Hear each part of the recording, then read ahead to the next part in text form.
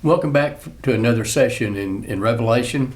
Our last time that we were together, we covered the bowls of God's wrath that was poured out on the nation, now on the empire. We got to the sixth, and we're going to finish that up today and then get into chapter 17. But remember, these bowls are not literal, they're visions. This vision was not given to us to record a historical account of how it is that the Roman Empire was taken down. That's not the point. The visions are given to us more to tell us why that the empire was taken down, and it was to reveal to us the truth, a truth that has been around. Daniel expresses it a long time ago. He, meaning God, controls the course of world events. He removes kings and sets up other kings. God is on the throne, and God is in charge. And God waited long enough for Rome to repent. They did not repent, and so it's time to take action. And so that's what we're seeing in these bowls. This is the very end of it. And we saw the first four bowls were represented a number of natural disasters which pretty much ruined their economy. Then the next bowl, the fifth bowl, was the one that was poured out on the throne, and it brought the moral decay of the leadership. And as they decayed, the leadership became more and more corrupt. And then the last one that we saw, the sixth bowl, that one is the one where God dries up the Euphrates River, making it easy access for this enormous army that's to the east to go and to invade. Now, historians are always making lists of what it was that brought down the Roman Empire, and they look into that and come up with a number of reasons they fell. But on almost all the lists, these three things are mentioned. One, natural disasters, which hurt their economy severely. Two, the leadership that really just tanked toward the end of the empire and became more and more corrupt, more problems within the government, within the leadership. And then those two things weakened them enough that now they were vulnerable to attack. Army, they'd had such a great army before and such a powerful army, it was awfully hard to defeat them, but no longer with all these other problems that they had with the economy and the poor leadership, and that even worked its way into the military. So it set them up in order for these invasions to come through. So as we start with this, we're going to go into, let's see, that's chapter 16. We're going to start with verse 13. That's where we left off last time. And what's happened here, the Euphrates has been dried. There's going to be a great battle, and this is coming. So what happens is you can count on Satan never giving up. He's going to fight to the bitter end. And so what we have here in verse 13, is what he's doing. And I saw three evil spirits that looked like frogs leap from the mouths of the dragon, the beast, and the false prophet. They are demonic spirits who work miracles and go out to all the rulers of the world to gather them for battle against the Lord on the great judgment day of God the Almighty. They're going out and trying to get allies, and they're doing it with these evil spirits, the frogs. Now, the women in the Elam family would say that there's not a better image to use for an evil spirit than a frog, because that kind of strikes fear in most of their hearts. I'm not really sure about that, but it doesn't matter. They're kind of an ugly creature, and what these characters are doing is certainly ugly. What they do with these evil spirits, it's the idea of the lies that they tell and the deception that they use and how clever they are in enticing people to come to their side. And that's what they're doing. They're trying to go out and get as many allies together as possible. And that leads to verse 15, which is kind of a verse that seems to be a little out of place here. Look, I will come as unexpectedly as a thief. Blessed are all who are watching for me, who keep their clothing ready so they will not have to walk around naked and ashamed. Now,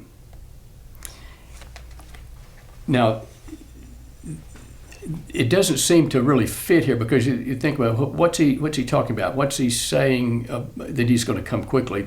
this attack. Is that what he's referring to? I don't think that's it at all, because this attack's not going to be on them. It's going to be on Rome. So it's not on the saints. I think what he's doing is he's telling them the thing that every Christian should know and should be aware of constantly, and that is the fact that Jesus is always near, and he could come at any time.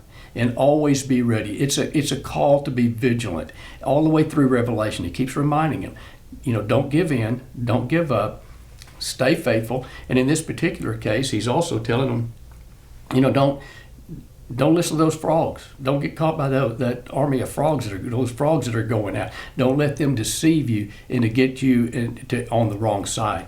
So be faithful. And that was, that idea was taught all the way through the New Testament. Jesus on Matthew 24 tells people, teaches them that he's going to come like a thief in the night. Then you've got Paul taught it to 1 Thessalonians chapter 5, and then Peter taught it in 2 Peter chapter 3. All of them, all the way through, constantly Christians should be aware and ready at all times for his return. It's just another way of saying patient endurance. We talked about that a couple of lessons ago. It's restating the same idea in another way. So now we move to verse 16. And the demonic spirits gathered all the rulers and their armies to a place with the Hebrew name Armageddon. Now, it looks like they were successful. They got quite a few people together to join them in their fight against Jesus and his army. And they gathered them all at a place called Armageddon. In Hebrew, it's Har-Megiddo, and what it means is Mount Megiddo. Megiddo is a little village or city in this area, but it's not a mount, and so it doesn't really fit. And the translators weren't real sure exactly where this place was.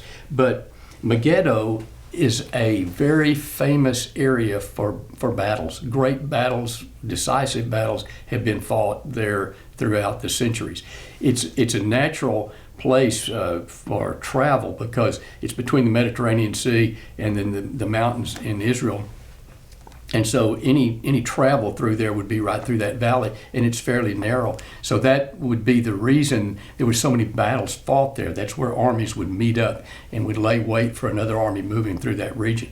And you had a lot of famous biblical battles that were fought there. That's where Deborah nailed Sisera. That's where King Ahaziah was assassinated by Jehu, who became a king in that 2 Kings 9. You have King Josiah, who went out and fought against the Egyptian army under Pharaoh Necho, and that's where he was killed in battle. At the end of the first century, those first Christians, if you were to use the name Megiddo, it would just immediately cause them to think war and great decisive battle. So talking about this battle that's coming up in Revelation, there's no better place to put it than there. But I'm not sure it's really even talking about a place at all. I think it's talking about an event rather than a particular place. It's not a literal battle at all. If it were a literal battle, then you would have dragons and beasts and frogs and some other kings fighting against an army of 200 million mounted soldiers. Now, I don't think so. It's not a literal battle, and it's not a literal place. It's used just to bring to mind this event that's going to be taking place. And we'll look at that event in chapter 19. So now that brings us to the seventh and final bowl. The seventh angel poured out his bowl into the air, and out of the temple came a loud voice from the throne, saying, "It is done. It's done." Then there came flashes of lightning, rumblings, peals of thunder, and a severe earthquake. No earthquake like it had ever occurred since mankind had been on earth. So tremendous was the quake. And listen how tremendous it was. The great city split into 3 parts, and the cities of the nations collapsed. God remembered Babylon the Great and gave her the cup filled with the wine of the fury of his wrath. Every island fled away, and the mountains could not be found. From the sky, huge hailstones, each weighing about 100 pounds, fell on the people. That's a big hailstone. And then what do? The people? They cursed God on account of the plague of hail, because the plague was so terrible.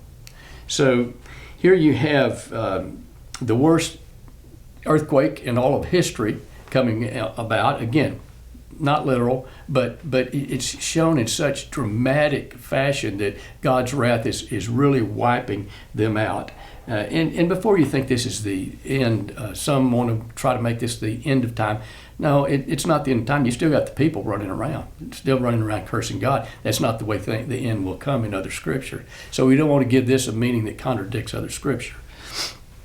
The people are still cursing God and still running. And it's also common language in prophecy. You can go into these books, to Micah, first chapter, Nahum, the first chapter. You've got Psalms. These images all these images come out of the Old Testament, which just means that that's the image that's used whenever God is taking great punishment out on a nation. When he brings judgment on them, it's like that. And so that's what this is saying. It's not the end of time. It means that the world landscape is going to be forever changed. That Roman Empire had been an empire for a long time and did a lot of good things for the world at that time. But it's all going to be different now, because it's done for them. They're gone. And so life is going to be totally different in the future than it was in the past. And that's the image of this seventh bowl. So that brings us now to chapter 17. And we're going to look and see a little more detail about this enemy. These are the terrible things that have occurred that have brought the nation down. But just why is it? Why did they deserve that kind of judgment? And we're going to see that as we get into chapter 17. So let me read 17. It's a little bit lengthy, but let me read it all at one time, then we'll go back and we'll look at each of these characters. One of the seven angels who had poured out the seven bowls came over and spoke to me. "Come with me," he said, "and I will show you the judgment that is going to come on the great prostitute who rules over many waters. The kings of the world have committed adultery with her, and the people who belong to this world have been made drunk by the wine of her immoralities." So the angel took me in the spirit into the wilderness. There I saw a woman sitting on a scarlet beast that had 7 heads and 10 horns, and blasphemies against God were written all over it. The woman wore purple and scarlet clothing, and beautiful jewelry made of gold and precious gems and pearls. In her hand she held a gold goblet full of obscenities and the impurities of her immoralities. A mysterious name was written on her forehead: Babylon the Great, mother of all prostitutes and obscenities in the world. I could see that she was drunk with the blood of God's holy people who were witnesses for Jesus. I stared at her in complete amazement. Why are you so amazed?" the angel asked. "I will tell you the mystery of this woman and the beast with 7 heads and 10 horns on which he sits. The beast you saw was once alive but isn't now, and yet he will soon come up out of the bottomless pit and go into eternal destruction. And the people who belong to this world, whose names were not written in the book of life before the world was made, will be amazed at the reappearance of this beast who has died." This calls for a mind with understanding. The 7 heads of the beast represent the 7 hills where the woman rules. They also represent 7 kings. 5 kings have already fallen, the 6th now reigns, and the 7th is yet to come, but his reign will be brief. The scarlet beast that was, but is no longer, is the 8th king. He is like the other 7, and he too is headed for destruction. The 10 horns of the beast are 10 kings who have not yet risen to power. They will be appointed to their kingdoms for one brief moment to reign with the beast. They will all agree to give him their power and authority. Together they will go to war against the Lamb, but the Lamb will defeat them because he is Lord of lords and King of all kings. He is called, and his called and chosen and faithful ones will be with him. Then the angel said to me, The waters where the prostitute is ruling represents masses of people from every nation and language. The Scarlet Beast and his 10 horns all hate the prostitute. They will strip her naked, eat her flesh, and burn her remains with fire. For God has put a plan into their minds, a plan that will carry out his purposes. They will agree to give their authority to the Scarlet Beast, and so the words of God will be fulfilled. And this woman you saw in the vision represents the great city that rules over the kingdoms of the world. Okay, that's the reading of chapter 17. It's pretty self-explanatory, I think. It's all pretty clear, so I don't know that we really need to spend much time on this. We probably ought to just go ahead and go to chapter 18. I'm just kidding. We're going to go back and look at that. I didn't think you'd fall for that. So we're going to start with, we need to identify 4. We need to identify who is the woman, who is the beast. We've already been told that in chapter 13, but we'll kind of review that briefly. And then understand a little bit about the heads of this beast and also the horns and what those 4 things. And with those 4 things, I think we'll have a pretty good understanding of what the chapter is. And then if you go back and reread it, it will read a little bit easier. First of all, we have we need to start with who is this woman? Who is she? The first clue we get is in verse 1, where she rules over the waters. And then in verse 15, it explains what the waters are. They're people of every tribe and of all nations and all languages. So it's a world power that rules over the world at that time. And then in verse 18, it makes it clear that they're talking about a city. This is a city, that the great city. So, let me go back in verse 18. It says a great city that rules over the kings of the world. So again, a world power. And then there's one last clue, a second clue, is then in verse 9, where it says that there it gives us a little bit about the city, the fact topographically it was set up on 7 hills, it says. And so we add all this information together, knowing that it is a city, that a ruling city, and at the end of the 1st century, what was the ruling city of the day? What was the greatest city of the time?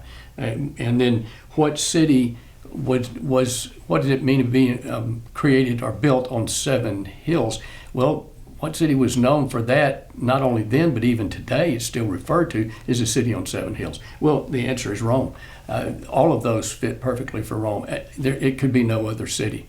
So that's who the woman is. It's Rome. It's the capital city for the empire. And then we notice about her appearance.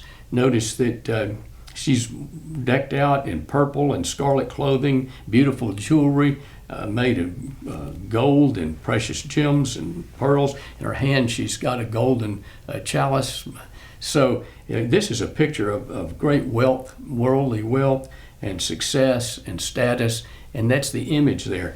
And but then you have to, when you look a little closer, you see something a little bit different. Because look at her title. Her title is Babylon the Great, mother of all prostitutes and obscenities in the world. Now, when John first saw her, it says that he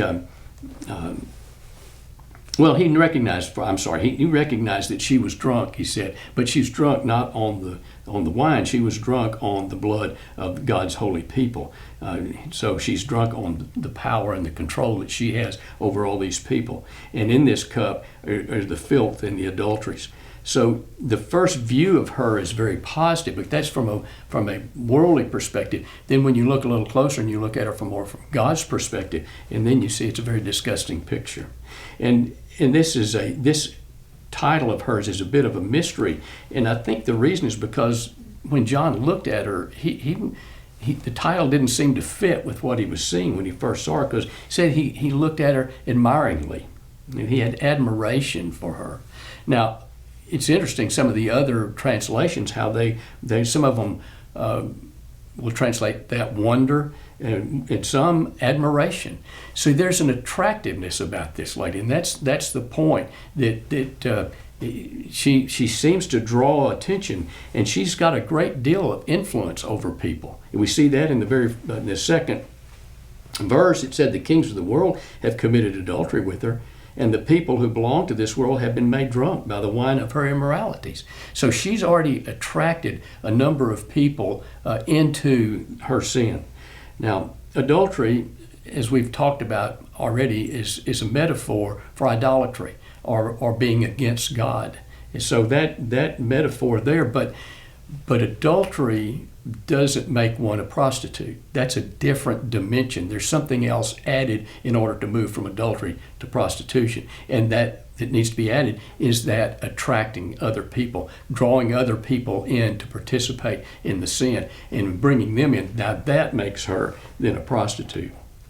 And then chapter 14, verse 8, we've already covered that one, but in that particular verse, an angel is announcing that Babylon is fallen, and he says the great city is fallen, and the reason it said is because she made all the nations of the world drink the wines of her passionate immorality. So see, she's drawing people in. This new Babylon, who is Rome, is luring others to join in her sin, pursuing wealth and luxury and success, all of those things. And in addition to that, the worst of all, which makes her the mother of all prostitutes, makes her worse than all the others because they've added that dimension of emperor worship.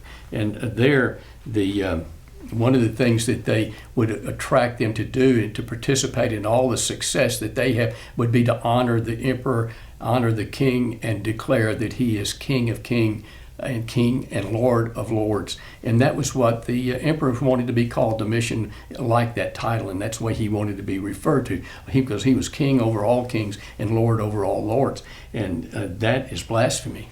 And because of that, there's no way the Christians would say that, and that makes her, that blasphemy makes her the mother of all prostitutes. So who is the scarlet beast that she rides on? We've already seen that in chapter 13. There we went and we went back all the way to Daniel chapter 7, because in Daniel's vision there were 4 beasts. That fourth one was the Roman Empire, and that beast was described much like the beast in chapter 13. So they're the same beast. It's the Roman Empire. It's ruling Rome. It's the Roman government that's there. It's at the capital city of Rome, but the beast is the government itself there. And then Isaiah, in talking about Babylon, makes this comment in chapter 47, verse 8, listen to this, you your pleasure-loving kingdom. Now God is talking about Babylon here, and so he says, listen to this, you pleasure-loving kingdom, living at ease and feeling secure, you say, I am the only one and there is no other. And that's exactly what Rome has done now. They are very arrogant, excessive in their living and their partying and their immorality, and they're just like Babylon was that was described there in Isaiah, but with one added dimension which makes them even worse, and that is that emperor worship. Well, who are the 7 heads? The 7 heads on this dragon. This is a little bit more difficult for us to go through. It's a succession of leaders. They're kings. They're the leaders of the nation. But do we take this 7 to be literal, or do we take it to be figurative?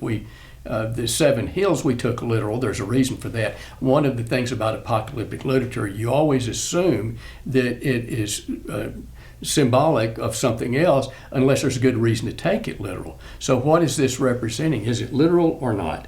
If you take it literal, it creates a lot of problems in trying to determine these kings, because it means there was only 7 of the rulers, and there were a lot more than that in the Roman Empire. So what do we make of that? And it creates, well, if you want to go into some commentaries and read about Revelation, you get into chapter 17 and you can spend a lot of time reading, and you'll get a lot of different opinions, because it's hard to figure this out if you take it literal. I mean, if you take that literal 7. Now, it's a little easier, I think, to understand the big picture and to understand it if we assume that they've gone back to figurative language, because up until now, 7 has always been used figuratively, representing the total of some spiritual thing, some spiritual total of something. And this is an evil beast, and so 7 would be the spiritual totalness of this evil. And it seems to be, to me, the logical thing to do, because here it refers to the 7, but then later it says, and then there was an 8th. Now, if it's literal, then it's not 7 anymore. There's 8. And so, and then it says the 8 is part of the 7. Well, if you have 7 and you add something to it, you can't still have 7. It sounds to me like this is, once again, going back to the figurative 7, and that makes much more sense, because now he's talking about these 7 leaders. It doesn't make any difference how many kings or emperors they had. It wouldn't make any difference. The number doesn't change, because that 7 represents all of them. And that 8, that was the one that was once alive but isn't now, and yet will soon come up out of the bottomless pit. But he's going to go to destruction. So whoever he is, God's going to destroy him. That's for sure. But that takes us back again to chapter 13, when we had that discussion about Nero. He's the one who started the persecution on the Christians. It was political, but he started this persecution, and it lasted as long as he did. Once he committed suicide, the persecution stopped, and so it was gone. Now, toward the end of the 1st century, you've got Domitian on the throne, and he's going to pick it back up again. He's going to restart that. And many of those thought that the rumors were true, that Nero was going to come back to life someday and take vengeance out on his enemies. And so they thought that Domitian was, in fact, Nero reincarnated. And so that was kind of the rumor. And it seems that in this vision, it's taken advantage of that rumor to make this point. Now, all along, we were told that this vision was given because these things would soon come to take place. And what is it that's going to soon happen? Well, it's not the end of the Roman Empire. It took a long time for that empire to be totally destroyed. But there was something that was right around the corner. When they get this vision, when John gets it, they're literally already beginning to start some of the persecution up, and that's what's coming, and that's what is coming soon. And God wants them to be prepared for this coming persecution, just period of great trials and tribulations that they're going to be going through. And so that's what they're being prepared for. And so that would make sense too, that this is talking about the restarting of the persecution, and why this vision was given, to get them prepared for that. Then we have the 10 horns. And who are those 10 horns? That's the emperors and the imperial Rome. But 10 horns are 10 other kingdoms, or 10 other kings.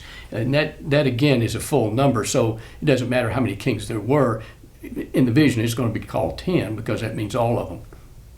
But who are they? Now, a little bit of history here. I don't want to get too deep into this, but the Roman Empire was a vast empire. And they, as they began to get larger and larger, they did not have enough military to be able to put a strong military force just everywhere where they ruled.